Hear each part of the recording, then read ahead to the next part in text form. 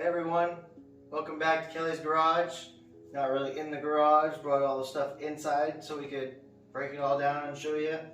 My garage is like an absolute bunch of bombs went off, and there's just broken parts and pieces and chunks and compressors just everywhere. So anyway, what little bit of space we have, we're doing it in the house tonight.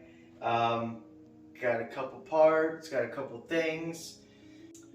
So you can tell we went with the billet diff. We've covered that already. I did end up breaking my 262, which what I thought was a 309, and ended up being like a whole big surprise and hoorah moment. Well, I'm kind of going out on a limb. We did a 309 billet differential, so we're making a gear change, also going with much stronger durability. If you guys aren't familiar with the factory diff, it's a cast. So what happens is the material, when they make it, it can have like pits and air bubbles, and it won't be like a full solid structure. It could have weak spots. If you watched any of our videos, I broke all 4 mounting points or more mounting ears. Broke 3 ears and snapped 1 bolt. So the 1 ear that didn't break, it completely snapped the bolt in half. So we broke 3 points and 1 bolt off the last one.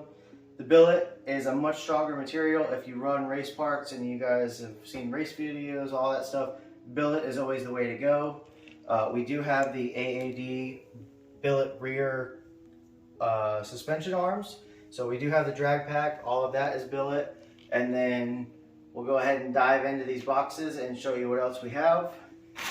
Give you a little hint. Those are the adjustable sway bar links, and these are going to be needed for what we have here in the box.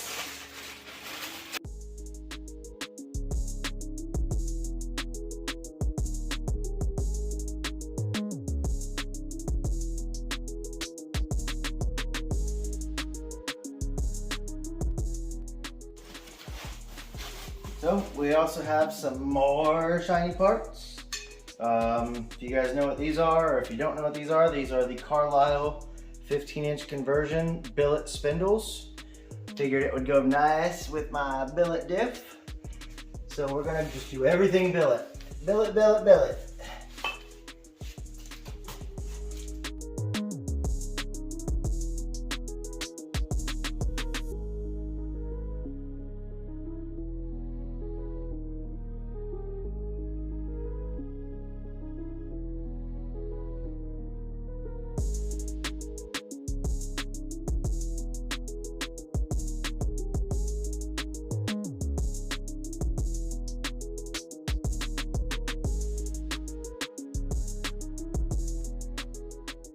Not quite sure how we're going to do it, but we're going to install everything ourselves, figure it out along the way.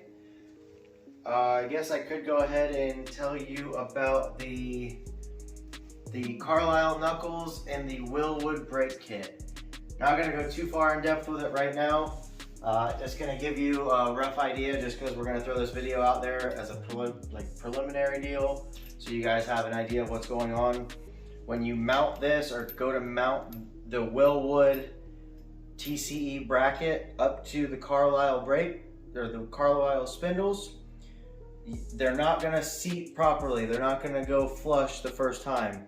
So when you go to mount it, you're gonna have to grind off a good portion of this corner. If you look, there's plenty of meat on there. So let me go ahead and get this bolt out real quick.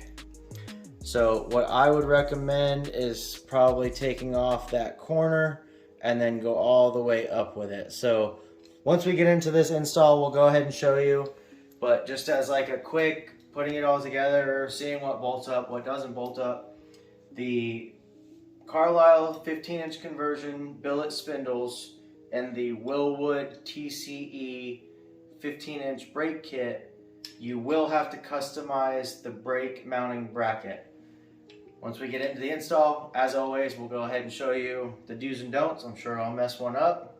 Knock on wood. Hope I don't, because I spent way too much money already. You can tell by all the shiny parts. Anyway, it's going to wrap this video up. See you soon.